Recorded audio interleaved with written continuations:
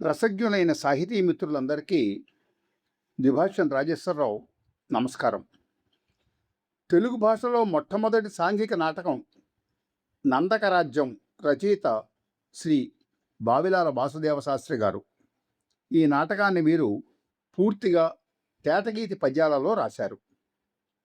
తేటగీత మంది దీనిని వ్రాయంగా మంచిదంచు దోచి మదిని నాకు సాయమిండి నాకు సదయుత బుధులార బావిలార వాసు దేవశాస్త్రి అంటూ పీఠికలో చెప్పుకున్నారు. ఇది పూర్తిగా స్వతంత్ర నాటకం. దీనిని 1880లో ముద్రించారు. సంఘంలోని స్వార్థ చింతన, రాజోద్యోగుల్లో అవినీతి, బ్రాహ్మణులలో వివిధ శాఖల మధ్య అంతఃకలాలు, అధికారుల దౌర్జన్యాలు ఈ నాటకంలో ఆయన చిత్రించారు. శ్రీ వాసుదేవ శాస్త్రి గారు రేపల్లి తాలూకా కారుమూరు అనే గ్రామంలో శ్రీమతి మహాలక్ష్మమ్మ, శ్రీ అప్పయ్య శాస్త్రులు పుణ్య దంపతులకు 1851 సంవత్సరం ఆగస్టు 1వ తేదీన జన్మించారు. వాసుదేవ శాస్త్రి గారు విద్వద్వంశీయులు. ఈయన ప్రపితామహుడు వెంకట శివావధాని బాసిరెడ్డి గారి సంస్థానంలో పండితుడు. శాస్త్రి గారి బాల్యంలో పాఠశాల విద్యాభ్యాసం కృష్ణమ్మ, శేషాచలంగార్ల వద్ద జరిగింది.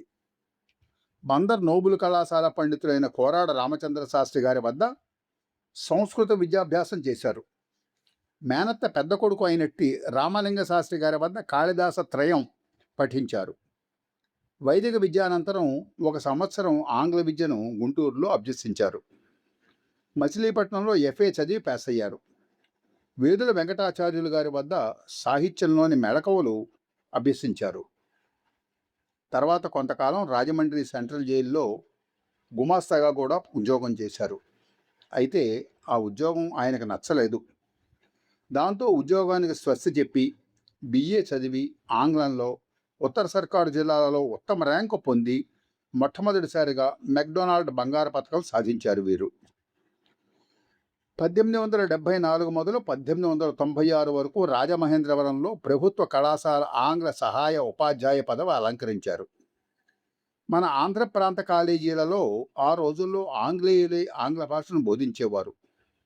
ఆంగ్ల భాషను బోధించిన మొట్టమొదటి తెలుగువానిగా శ్రీ బావిలాల వారిని పేర్కొంటారు. ఆ రోజుల్లో కళాశాలలో ఇంగ్లీష్ బోధించేవారు అనివార్యంగా ఆక్స్ఫర్డ్ నుంచో కేంబ్రిడ్జ్ నుంచో వచ్చిన ఇంగ్లీష్ పండితులే ఉండేవారు. అయితే బావిలాల వాసుదేవ శాస్త్రి గారు రాజమహేంద్రవరం కళాశాలలో విద్యార్థులకు ఇంగ్లీషు బోధించారు అంటూ నిడదవోలు వెంకట్రావు గారు అభిప్రాయపడ్డారు. బావిలాల వారు కొంతకాలం స్కూల్ ఇన్స్పెక్టర్గా కూడా పనిచేశారు. తెలుగు సాహిత్యానికి బావిలాల వారు చేసిన సేవ బహురూపాలుగా సాగింది. భజగోవిందం శ్లోకాలను ముముక్షు తారకం అనే పేరుతో 1874లో ఆంధ్రీకరించారు. షేక్స్పియర్ ప్రసిద్ధ నాటకం జూలియస్ సీజర్ని ఆయన సీజర్ చరిత్ర అనే పేరుతో ఆంధ్రీకరించారు. ఈ నాటకం ఆ రోజుల్లో విద్యార్థులకు 12 అణాలకు, మిగిలిన వారికి రూపాయి చొప్పున కొన్ని వేల కాపీలు అమ్ముడుపోయాయట. 1875లో బ్రాహ్మణీయము అనే ప్రబంధాన్ని రాశారు. ఇది మాత్రం అముద్రితం.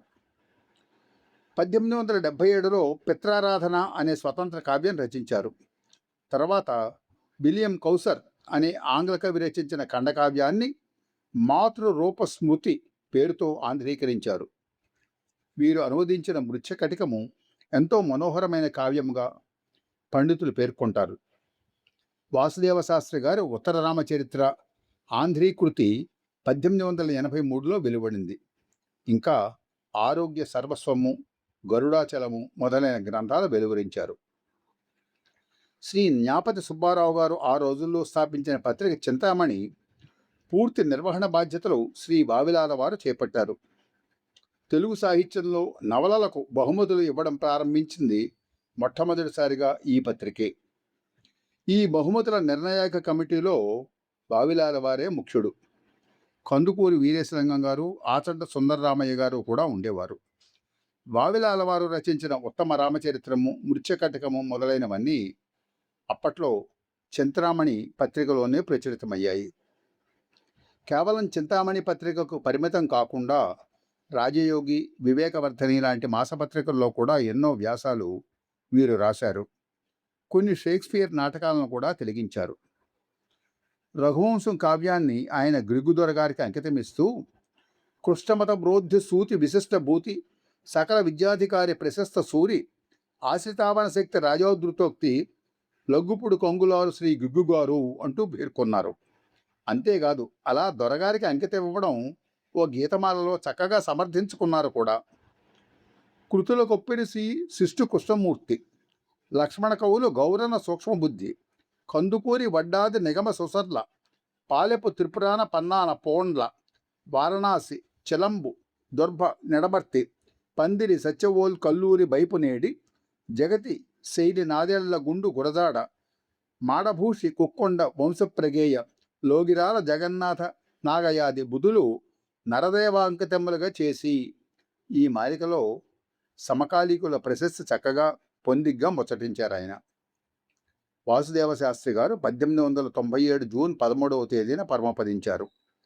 వారి దివ్య స్మృతికి మన తెలుగువారందరం నీరాజనాలు అర్పిద్దాం. సెలవు. నమస్కారం.